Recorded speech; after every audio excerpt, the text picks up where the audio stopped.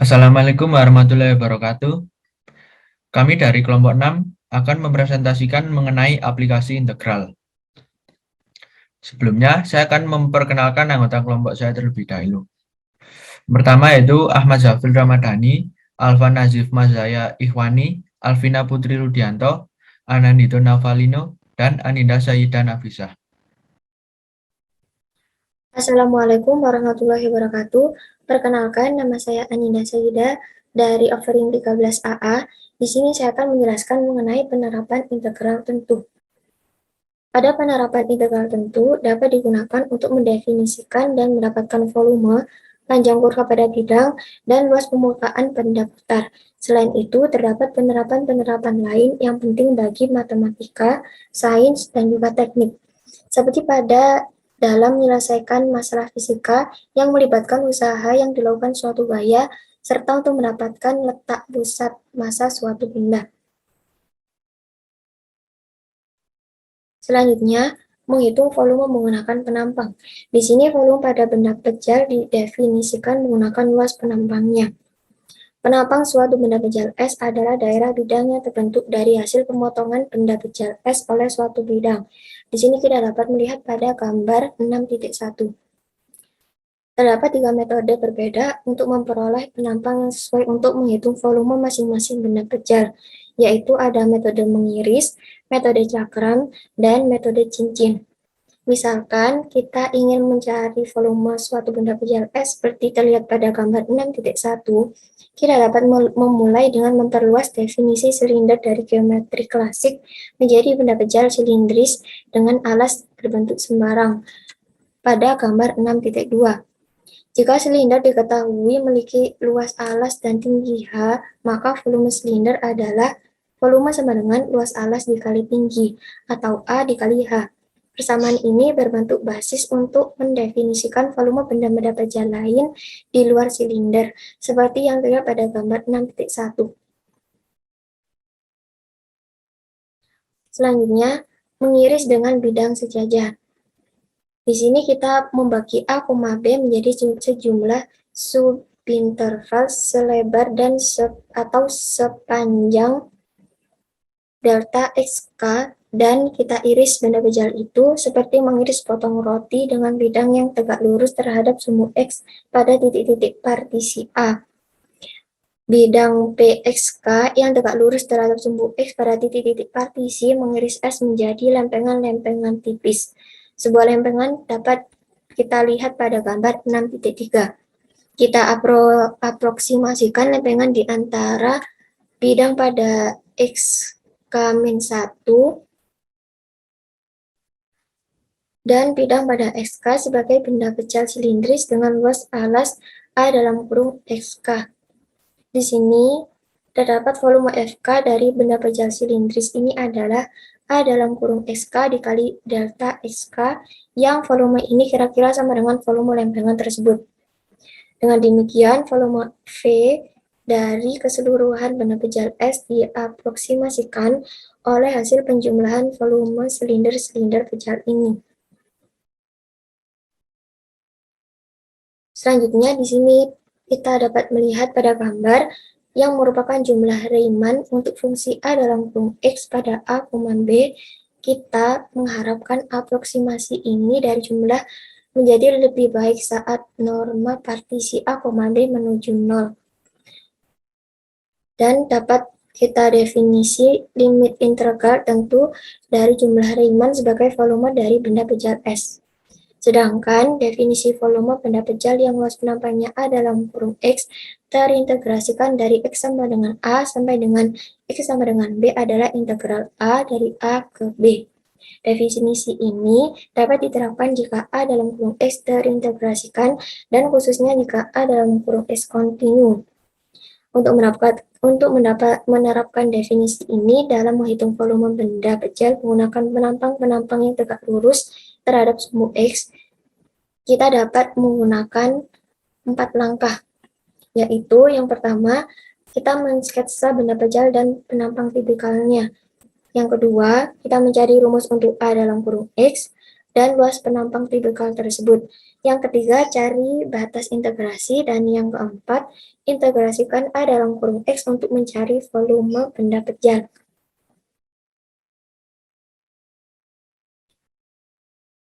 Di sini kita dapat melihat contoh soal, yaitu sebuah piramida setinggi 3 meter mempunyai alas persegi bersisi 3 meter.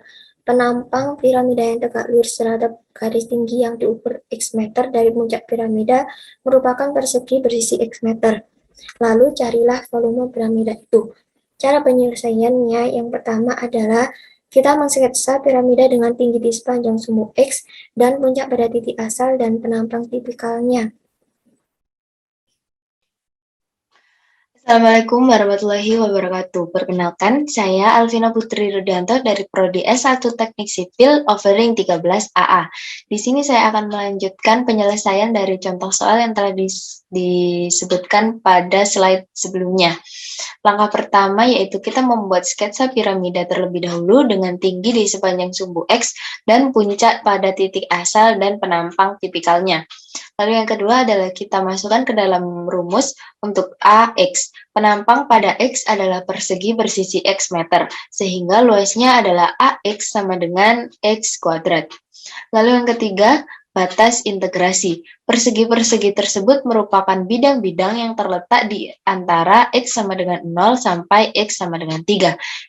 Lalu yang keempat, integrasikan untuk mencari volume. Jadi di sini kita tinggal mengganti angka-angkanya. Kita masukkan 0 dan 3 sebagai batas. Lalu dihitung sehingga ditemukan 9 meter kubik.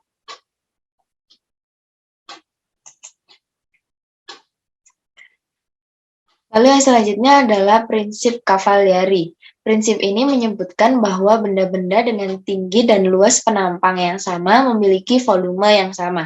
Prinsip ini berasal dari definisi volume itu sendiri, dapat dilihat pada gambar yang tertera.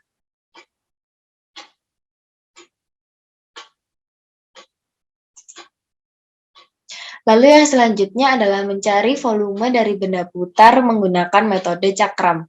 Untuk mencari volume sebuah benda pejal, kita hanya perlu mengamati bahwa luas penampang AX adalah luas dari sebuah cakram dengan radius RX, yaitu jarak batas daerah pada bidang dari sumbu putar.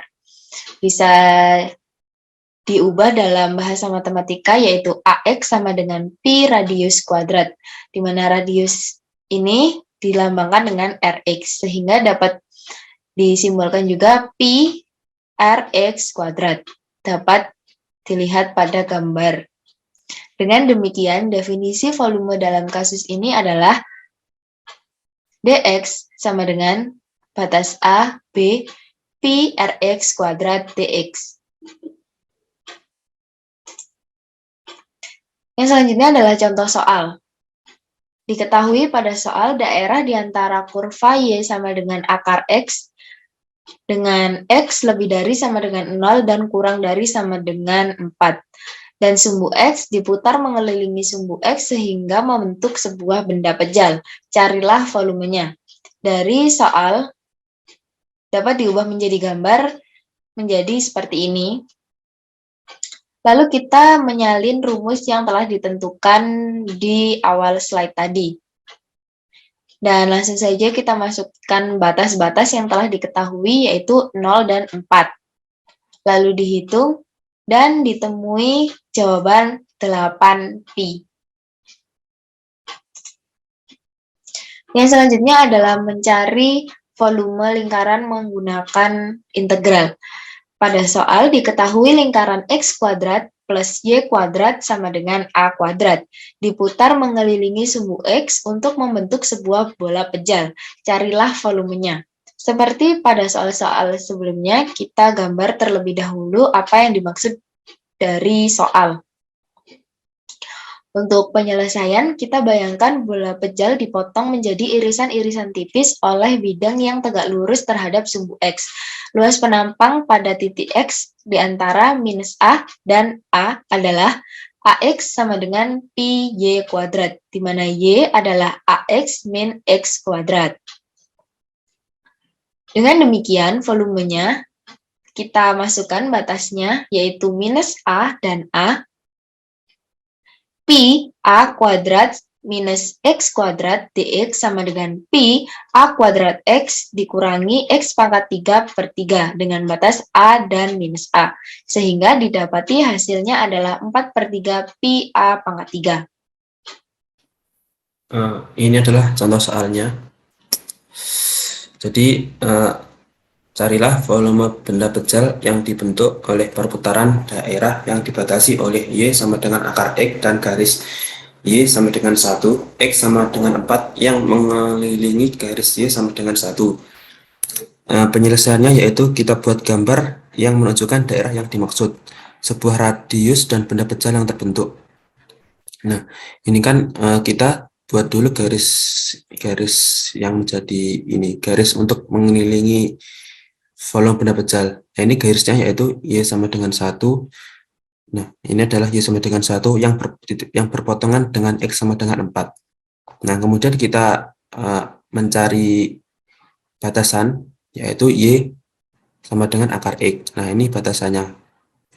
Nah, kemudian setelah itu kita mencari radiusnya. Radius X ini sama dengan akar X min 1. Ini kenapa kok X sama dengan min 1? Karena dari batasan ini nanti ini berdasarkan mengelilingi garis Y sama dengan 1 ini, jadi dikurangi 1. Nah, setelah itu kita putar daerah ini, daerah luasan ini menjadi volume benda bejal seperti ini. Nah, kemudian untuk mencari volumenya, nah ini volumenya yaitu radius tadi dikuadratkan dikali dx dikali pi dan dikali integral dengan batasan 1 sampai 4. Nah, batasan 1 sampai 4 ini batasan 1 sampai 4. Jadi ini batasannya. Nah, kemudian setelah itu dimasukkan radiusnya yaitu akar X min 1 kuadrat. Nah, ini seperti rumus A min B kuadrat itu sama dengan A kuadrat min 2AB plus B kuadrat. Nah, ini setelah dikuadratkan, kemudian kita integrasikan. Jadi ini kan sebenarnya X pangkat 1. Nah, yang pangkat 1 ini tadi ditambah 1 jadi X pangkat 2. Nah, yang pangkat 1 tadi ini ditaruh di bawahnya X, jadi setelah itu ditambahkan 1 juga menjadi X kuadrat bagi 2. Nah, untuk yang ini min 2 dikali 2/3 X pangkat 3/2 ini juga sama. Ini kan sebenarnya akar X ini kan X pangkat setengah ya. Nah, ini pangkat setengahnya itu ditambah 1 jadi 3/2. Nah, setelah itu pangkatnya tadi kan setengah sebelum ditambahkan. Nah, itu ditaruh di bawahnya X jadi X per setengah. Nah, yang bawah tadi, setengah tadi yang di bawah X tadi juga ditambahkan 1 menjadi 3/2. Setelah itu dinaikkan ke atas dibalik menjadi 2/3. Nah, itu setelah itu kita 4 ini dimasukkan ke sini dan di perkalian biasa pengurangan penjumlahan dan dihasilkan 7 kali pi bagi 6. Nah, kemudian untuk mencari volume benda bejal yang dibentuk oleh perputaran suatu daerah di antara sumbu Y dan sebuah kurva X sama dengan RY, yang Y-nya ini berada di antara batasan C dan D. Mengelilingi sumbu Y, kita gunakan metode yang sama, di mana X diganti dengan Y. Pada kasus ini, luas penampang lingkaran adalah A, Y sama dengan Pi radius kuadrat. Nah, ini volumenya. Ini sebenarnya sama yang sebelumnya, karena bedanya ini diganti dengan Y karena volume benda berdasarkan cakram untuk perputaran benda ini mengelilingi sumbu Y. Kan kalau sebelumnya mengelilingi sumbu X, kalau yang ini mengelilingi sumbu Y. Ini contohnya. Contoh soal untuk yang mengelilingi sumbu Y. Nah, carilah volume benda bejal yang dibentuk oleh perputaran daerah di antara sumbu Y dan kurva X sama dengan 2 bagi Y, yang Y-nya ini berada di antara batasan 1 dan 4 yang mengelilingi sumbu Y. Penyelesaian kita buat gambar yang menunjukkan daerah radius dan benda bejal yang terbentuk. Nah, ini adalah yang pertama kita lakukan yaitu mencari batasannya. Batasannya kan 1 dan 4. Ini 1, 4 dan Y-nya di tengah-tengah. Nah, kemudian kita mencari kurvanya, menggambar kurvanya itu X sama dengan 2 per Y. Nah, setelah itu kita melakukan perputaran dan menghasilkan gambar volume benda pecah seperti berikut. Nah, ini radiusnya 2 per Y. Nah, kemudian untuk mencari volumenya seperti biasa, yaitu radiusnya dikuadratkan, dikali pi, dan dikalikan integral dengan batasan 1 dan 4. Nah, ini dimasukkan radiusnya 2Y dikuadratkan 4 Y kuadrat dan DY. Kemudian ini diintegrasikan seperti biasa dan dihasilkan 3pi. Ini contoh soal berikutnya. Carilah volume benda pejal yang dihasilkan oleh perputaran daerah di antara parabola X sama dengan Y kuadrat plus 1 dan garis X sama dengan 3 mengelilingi garis X sama dengan 3.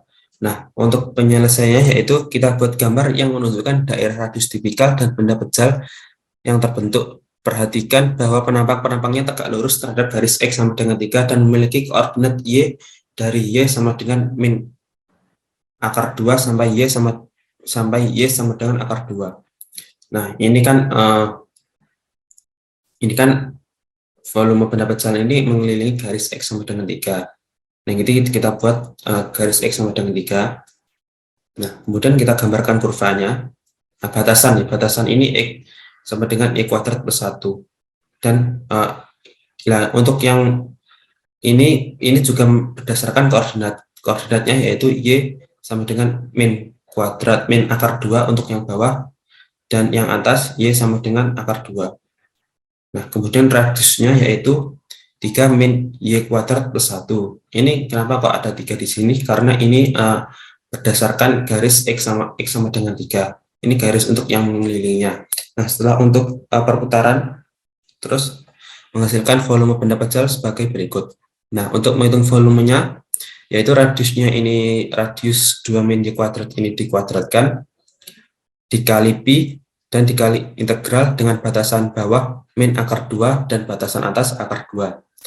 Nah, ini seperti biasa, yaitu sifat yang kalau ada A min B kuadrat itu sama dengan A kuadrat min 2AB plus B kuadrat. Nah, ini sudah dikuadratkan, kemudian diintegrasikan. Nah, ini 4Y ya, ini min 4 per 3Y, Y pangkat 3. Nah, ini kan Y pangkat 2 tambah 1, Y pangkat 3. Nah, duanya ini, pangkatnya ini ditaruh bawahnya 4, dan kemudian ditambahkan 1 juga, menjadi 4 per 3 dikali Y pangkat 3. Ini yang 4 yang tambah, ini yang Y pangkat 4 sama ya, ini pangkat 4-nya ditambahkan 1 menjadi Y pangkat 5, dan 4-nya ini ditaruh ke bawah, ditambahkan 1 juga, terus 5. Nah, kemudian ini Y-nya dimasukkan, akar-akar ini dimasukkan ke Y. Setelah perhitungan menghasilkan 64I akar 2 per 15. Selanjutnya yaitu benda putar metode cincin.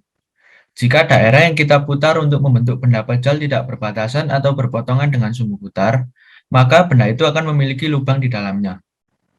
Alih-alih berupa cakram, penampang-penampang yang tegak lurus pada sumbu putar merupakan cincin. Ukuran tipikal dari cincin yaitu radius luar atau R besar dalam kurung X, dan radius dalam atau R kecil dalam kurung X. Rumus untuk menghitung luas cincin yaitu pi dikali radius luar kuadrat min pi dikali radius dalam kuadrat. Atau bisa menggunakan rumus pi radius luar kuadrat min radius dalam kuadrat. Oleh karena itu, definisi volume pada kasus ini adalah AX kali DX. Atau bisa menggunakan rumus pi dikali radius luar kuadrat min radius dalam kuadrat dikali dx. Metode yang digunakan untuk menghitung volume benda putar ini disebut metode cincin, karena lempengan tipis dari benda pejal itu menyerupai cincin dengan radius luar dan radius dalam. Terdapat contoh soal, yaitu daerah yang dibatasi oleh kurva Y sama dengan X kuadrat plus 1 dan garis Y sama dengan min X plus 3. Diputar mengelilingi sumbu X untuk membentuk benda pejal. Carilah volume benda pejal tersebut. Dari masalah ini, contoh soal ini dapat menggunakan penyelesaian 4 langkah yang telah dibahas di awal bab ini. Yang pertama yaitu kita menggambar daerah dan membuat sketsa ruas garis yang memotong daerah yang tegak lurus terhadap sumbu putar. Bisa dilihat pada gambar 6.14. Yang kedua yaitu kita mencari radius luar dan radius dalam dari cincin yang terbentuk oleh perputaran ruas garis. Diketahui radius luar sama dengan min X plus 3 dan radius dalamnya yaitu X kuadrat plus 1. Assalamualaikum warahmatullahi wabarakatuh. Nama saya Nandito Novalino dari Offering 13AA. Dan kali ini saya akan melanjutkan untuk menghitung volume menggunakan integral.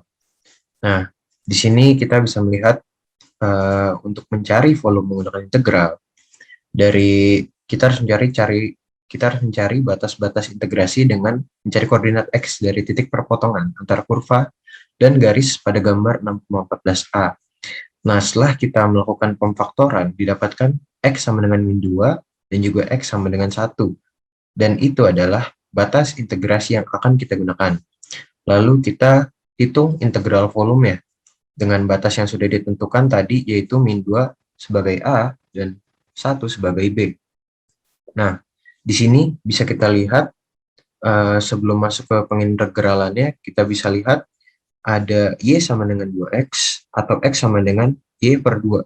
Nah, dia berbentuk garis, karena sesuai aturan, garis bukanlah kurva. Untuk garis itu persamaannya hanya berpangkat 1, tidak berpangkat 2, ataupun selebihnya. Nah, sedangkan untuk garis ini, Y sama dengan X kuadrat, atau X sama dengan akar Y.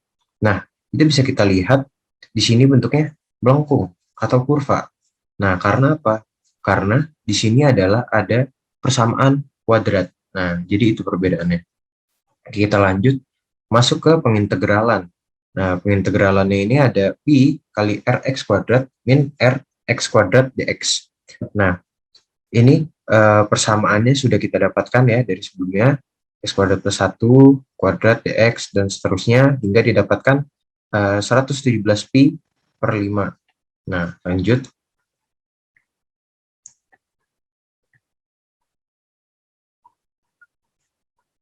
Nah, di sini ada contoh daerah yang dibatasi oleh parabola, Y sama dengan X kuadrat, ingat, Y sama dengan X kuadrat, dan garis Y sama dengan 2X.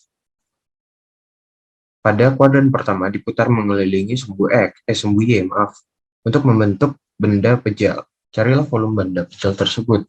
Nah, di sini tertulis penyelesaian. Pertama, kita sketsakan daerah yang dimaksud.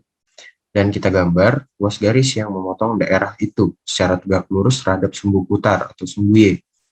Nah, radius cincin yang dibentuk oleh ruas garis adalah R, Y sama dengan akar Y, atau RY sama dengan Y per 2. Nah, garis dan parabola berpotongan pada Y sama dengan 0 dan Y sama dengan 4, sehingga batas-batas integrasi adalah C sama dengan 0 dan D sama dengan 4. Kita integrasikan untuk mencari volume. Hingga didapatkan, setelah melakukan pengintegralan, didapatkan 8/3 pi. Jadi itu adalah salah satu aplikasi integral untuk menghitung volume. Dan di sini lebih tepatnya itu benda yang cakram ya, atau seperti peluru begitu ya. Aplikasi integral dalam kehidupan. Integral dapat diaplikasikan ke dalam banyak hal, dari yang sederhana hingga aplikasi perhitungan yang sangat kompleks. Kegunaan integral dalam kehidupan sehari-hari banyak sekali. Di antaranya yaitu menentukan luas suatu bidang, menentukan volume benda putar, dan menentukan panjang busur. Aplikasi integral biasanya digunakan pada bidang teknik, matematika, ekonomi, dan fisika. Yang pertama yaitu bidang teknik. Pada bidang teknik, penggunaan turunan dapat membantu programmer dalam pembuatan aplikasi dari mesin-mesin yang andal. Contohnya yaitu para engineering dalam membuat atau mendesain mesin-mesin pesawat terbang. Yang kedua yaitu pada bidang matematika, turunan digunakan untuk pencarian dalam limit yang berbentuk soal limitnya harus difaktorkan atau dikalikan terlebih dahulu dengan sekawan. Selain itu, aplikasi turunan juga digunakan untuk menentukan persamaan garis singgung.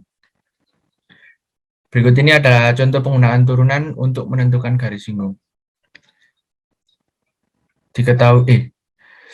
Tentukan persamaan garis singgung dari Y sama dengan X pangkat 3 min 2X kuadrat min 5 pada titik 3,2.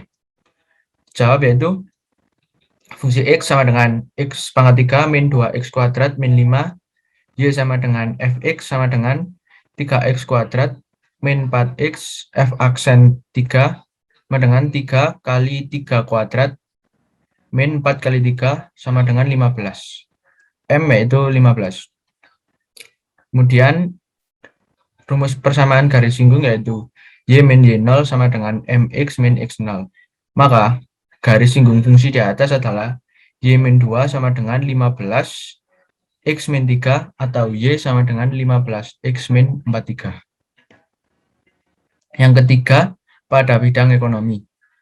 Penerapan turunan dalam bidang ekonomi antara lain digunakan untuk menghitung fungsi produksi, konsep elastisitas, angka pengganda, optimalisasi tanpa kendala, dan optimalisasi dengan kendala, atau fungsi Lagrange. Pada bidang ekonomi, fungsi turunan dipakai untuk mencari biaya marginal, yaitu dengan cara menurunkannya dari persamaan biaya total.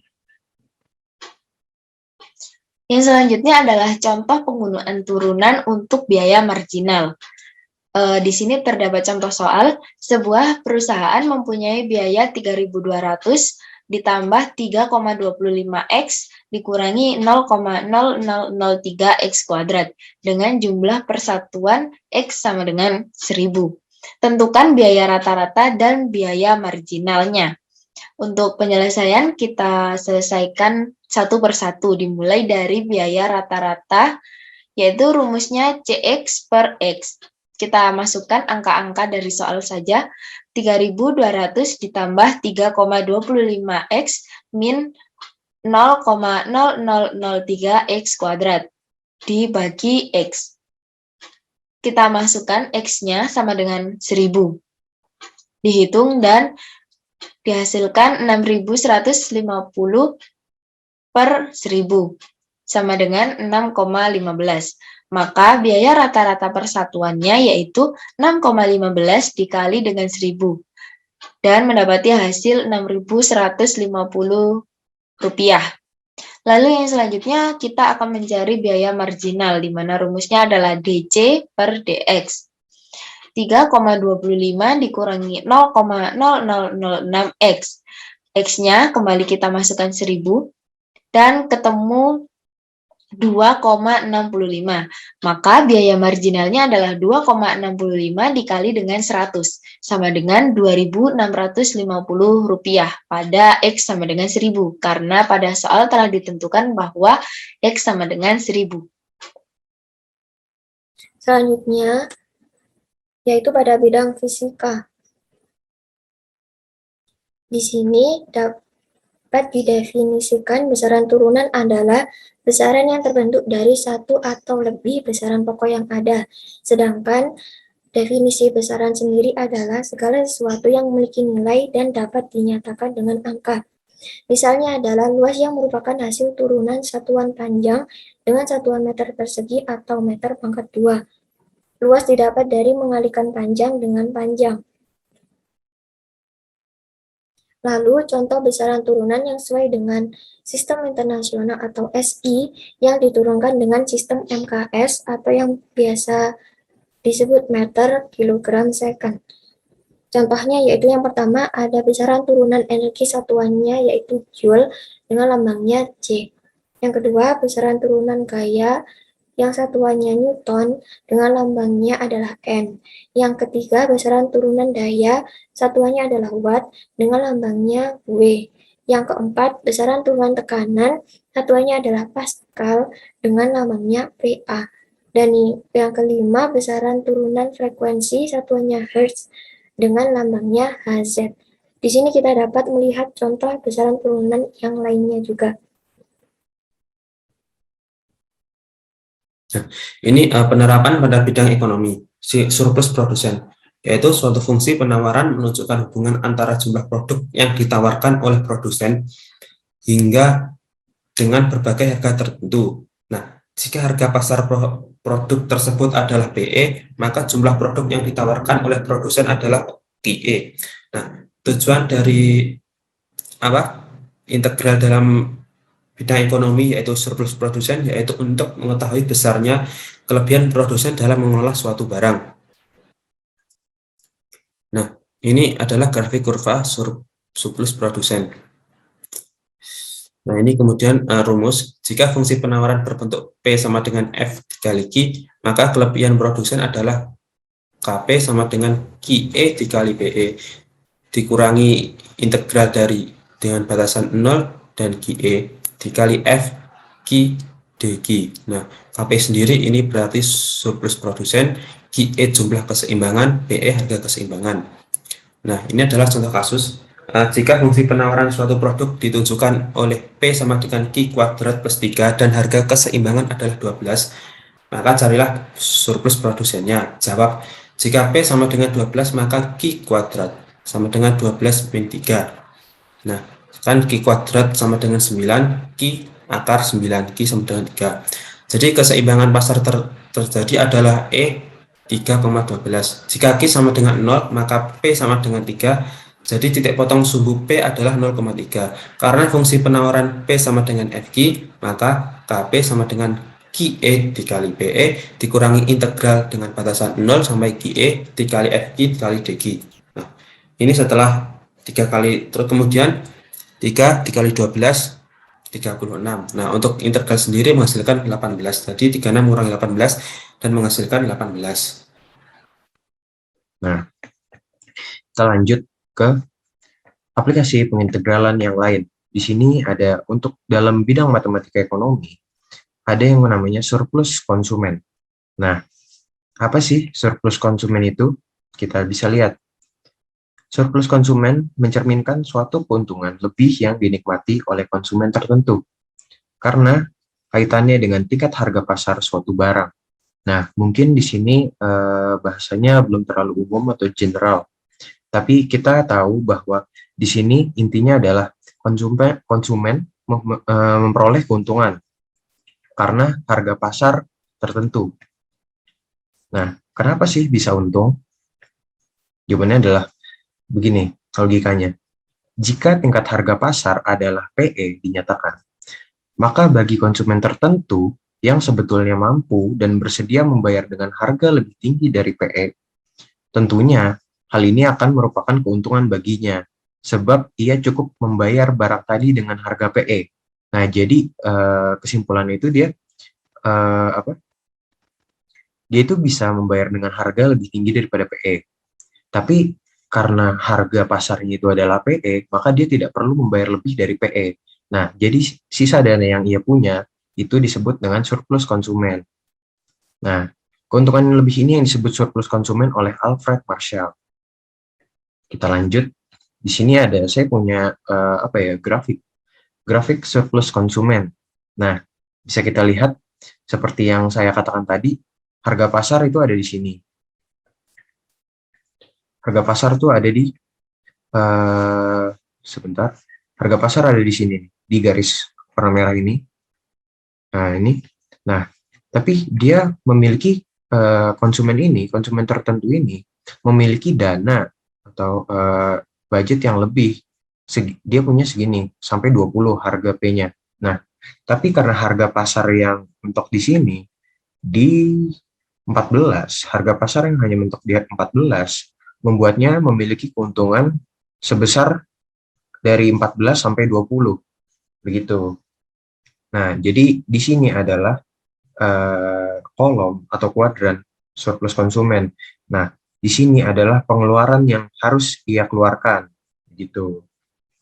Nah, di sini adalah kurva permintaannya. Harga pasarnya bertemu di sini. Begitu, kira-kira. Sehingga surplus konsumen yang didapatkan sebesar dari 14 sampai ke 20, yaitu kemampuan membayar dia. Itu adalah konsep dari surplus konsumen. Nah, kita lanjut lagi. Di sini untuk menghitungnya, nah integralisasi. Integralisasi dari surplus konsumen dapat dinyatakan dengan fungsi CS sama dengan P atau kemampuan dia membayar dengan PE, F fungsi P, DP. Nah, di bawahnya juga ada pengintegralan cara yang lainnya. Dan keduanya ini sama saja sebenarnya, makanya saya berikan tanda sama dengan di sini. Bisa pakai cara yang satu, bisa pakai cara yang dua. Nah, ini ada tanda sama dengannya. Oke, kita lanjut. Nah, di sini saya punya contoh kasus. Hitunglah surplus konsumen yang untuk fungsi permintaan Q sama dengan 40 min 2P, yang tingkat harganya atau tingkat harga pasarnya 10. Penyelesaiannya kita harus mencari P-nya dulu, fungsi P dari fungsi Q ini. Jadi saya sudah buat di sini Q sama dengan 40 min 2P. Nah, kita cari P-nya, fungsi P-nya itu kita dapatkan 20 min 0,5 Q. Nah, itu P atau kemampuan membayar maksimum si konsumen. Nah, tapi kan ia membayar, menurut grafik tadi, ia membayar tidak dengan kemampuan maksimumnya, tapi hanya dengan harga PE, yang mana kurang P itu lebih kurang, P itu lebih banyak daripada PE nilainya. PE-nya itu hanya 10. Nah, kita masukkan PE-nya ini ke fungsi P tadi, nah dengan mengganti P dengan PE. Jadi PE-nya 10 sama dengan 20 min 0,5, Q-nya juga kita harus ganti menjadi QE. Nah, sehingga didapatkan QE-nya itu 20. Jadi PE, QE itu 10,20. Nah, berarti di sini, di diagram sini, jika kita mengacu dengan contoh kasus tadi, nah, di titik ini, itu bisa didapatkan dia itu P-nya 10 atau PE-nya 10. Nah, sedangkan QE-nya jumlahnya itu 20, begitu. Nah, kira-kira begitu. Tapi itu belum masuk ke pengintegralannya. Nah, pengintegralannya itu begini. Nah, batas-batasnya itu dari 0 sampai 20. Fungsi P tadi kan FP. Nah, fungsi P ini 20 min 0,5 Q. DQ dikurang PE kali QE. Nah, PE-nya itu sebesar 10, QE-nya sebesar 20. Nah, karena ini adalah integral tentu yang memiliki suatu batas atau limit. Nah, di sini kita harus menggunakan dengan cara biasa, yaitu membatasinya dengan 20 dan juga 0. Gitu nanti sehingga dihasilkan yang seperti ini. Seperti waktu SMA. Nah, hingga didapatkan nanti sebesar nilai 100. Nah, itu dia untuk mendapatkan CS-nya. Gitu. Kira-kira begitu itu adalah cara pengintegralan dari surplus konsumen. Dan juga ada untuk surplus dari produsen, itu definisinya adalah mencerminkan suatu keuntungan lebih atau surplus yang dinikmati oleh produsen tertentu dengan tingkat harga pasar dari barang yang ditawarkan. Sebenarnya konsepnya mirip-mirip, hampir sama, hanya pelakunya saja yang berbeda gitu. Yang surplus konsumen itu menguntungkan konsumen, sedangkan yang produsen itu lebih menguntungkan produsen gitu kira-kira. Ya, menurut saya sekian presentasi dari saya. Terima kasih, maaf bila ada kesalahan kata. Wassalamualaikum warahmatullahi wabarakatuh.